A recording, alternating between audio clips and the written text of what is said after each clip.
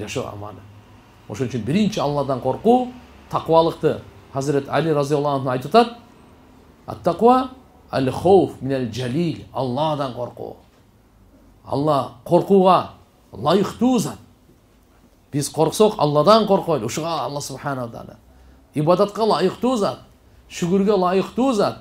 Шүгүр кылбасак деле Алла шүгүргө лайыктуу. Ибадат кылбасак деле ибадатка лайыктуу. Биздин шүгүрүбүздүн пайдасы өзүбүзгө, ибадаттын пайдасы өзүбүзгө. Экинчиси вал амал бит танзил. Кур'анга амал кылуу. Таква деген экен? Вал амал бит танзил. Кур'анга амал кылуу. Кур'ан бул о шкафка коюп кое турган үчүн түшүрүлгөн эмес.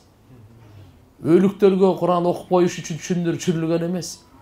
Кур'ан тирүүлөргө түшүрүлгөн, жашоого түшүрүлгөн, жүрөккө түшүрүлгөн. Албетте өлгөндөргө Кур'ан окуса анын сообу өтө зор. Сообу тиет. Бирок өлүктөр амал кылбайт да. Тирүүлөр амал кылат да. Тирүүлөргө түшүргөн, жүрөктөрдү жандандырыш үчүн түшүргөн Кур'анды. Жүрөктөрдү тазалаш үчүн түшүргөн Кур'анды. Жүрөккө шифа кылып түшүргөн, момундарга райымдуулук үчүн түшүргөн. Кур'ан туура жолго жолдош үчүн түшүргөн. Алла субханаху ва тааланын улуу китеби, ыйык китеби, акыркы китеби. Кыямат күнгө чейин сактала турган китеп. Эч кандай бурмаланбайт, эч кандай өзгөрүлбөйт, эч кандай эскирбейт. Өкүмдөрү жараксызга чыкпайт. Кыямат күнгө чейин келе турган инсандардын бардыгын нурлай турган китеп. Бардыгын оңдой турган китеп. Бардык инсаниятты тазалай турган китеп. Инсанияттын бардыгын бейишке чыгара турган китеп. Кур'ан. Тилекке каршы бүгүн мусулмандар биз Кур'анды таштап койдук тугандар. Кур'анга көңүл бурбай калдык. Андай кылбайлы. Кур'анга канчалык жакын болсок, Алланын жакшылыгы ошончолук жакын болот. Жардамы ошончолук жакын болот. Колдоосу ошончолук жакын болот. Ошончолук үммөт адам баласы биз хидаятка жакын болобуз. Аллага бейишке жакын болобуз. Кур'анга канча жакын болсоңуз, эртеге Кур'ан шафаат кылат. Алланын алдында ортомчулукка түшөт. Колуңузду кармап бейишке киргизип коет. Бейиштеги даража Кур'андын аятында жараша. Бейиштеги даража Кур'анда канча аят билесиз? Ошого жараша. Алла айтат: "Оку, көтөрүл. Акыркы аятың ошо сен акыркы даражаң" дейт. Көтөрүлүп кете бер, көтөрүлүп кете бер. Кур'анды караган ибадат, сүйгөн ибадат, ишенген ибадат. Көздү курчутат. Абдулла ибн Мас'уд радıyallahu anh айтат: "Адимун надар илал мусхаф." Куранды көп карагыла дейт мындай. Көп карагыла. Карап окугула. Карап окугула. Куран күн сайын окуй турган китеп. Рамазанда эле окуй турган китеп эмес. Мусулмандын жашоосу Куран менен нурланып, Куран менен коштолуп, Куран менен пайгамбарыбыздын жашоосу Куран эле, мүнөзү Куран эле. Пайгамбарыбыздын жашоосу Куран, мүнөзү Куран. Куран пайгамбарыбыздын максаты Куранды чечмелеп түшүндүрүп берүү. Тибян. Пайгамбарыбыз ошон үчүн келген. Түшүнүп алыңыз. Пайгамбар саллаллаху алейхи ва саллям Куранды чечмелеш үчүн, сиздерге биздерге жеткириш үчүн келген мынаке. Ошон үчүн бүгүн мүмкүнчүлүк бар учурунда ар бир мусулман, эркек, аял Куран окуп, Куранды үйрөнүп, Курандын мүнөзү менен мүнөздөлүп, Курандын мүнөзү менен мүнөздөлөйлү. Курандын нуру менен нурланайлы. Куран биздин денебизге, жашообузга сиңсин.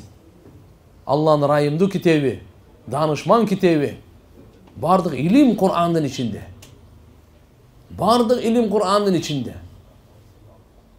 Ва таммат калимату роббика сидка ва адла. Сен Робуңдун сөздөрүнүн бардыгы чынчылдык жагынан, адилеттүүлүк жагынан толук болду дейт.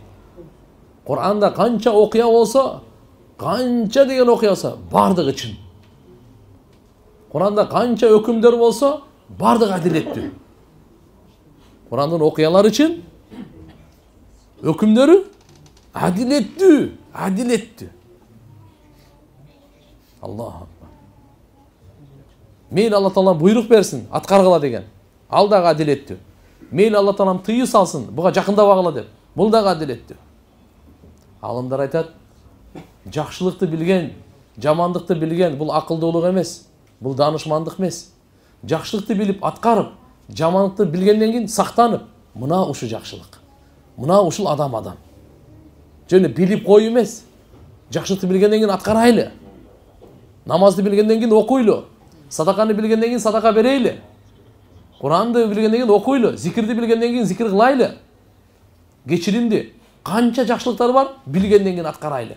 Қанша жамандықтар бар, білгенден кейін сақтанайлы.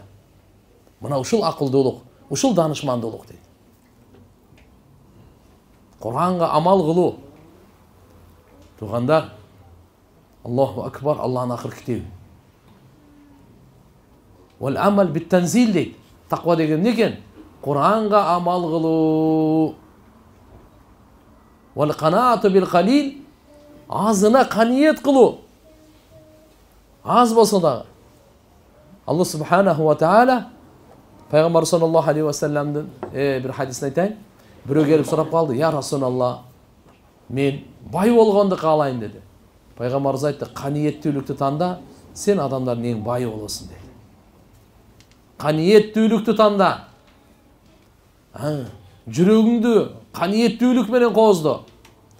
Адамдардың ең байы сен боласың. Варда бима қасамалла такун агнан нас. Алла бергенге разы болып қоя берің. Алла бөліп бергенге разы болыңыз, адамдардың ең байы сіз боласыз. Алла қанша өмір берді, қанша өң түс берді, қанша ырысқы берді, қанша перзент берді. Разы болыңыз ошоға, адамдардың ең байы сіз боласыз. Ва ахсин иля жарик такун муъминан. Қошынаңа жақшы мамиле қыла бер. Чынығы момын сен боласың. Ва ахибба лин-нас ма тухиббу ли-нафсик такун муслиман. Өзіңе жақшы көргенді бардық адамдарға жақшы көр. Мұсылманға дағы, мұсылман емесіне дағы бардығына жақшы көр. Чынығы мұсылман сен боласың деді. Қошынаңа жақшы мамиле қыл.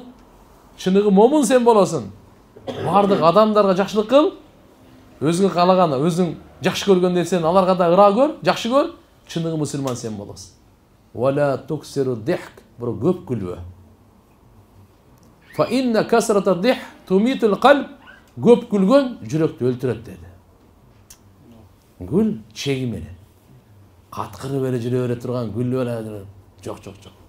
Жүректі өлтіреді деді. Вал амал бит-танзил вал қанаату бил-қалил. Тақуа дегенде Хазірет Али разияллаху анху айтады. Бірінші Алладан қорқу, екінші Құранға амал қылу, үшіншісі туғандар, азына қаниет қылу.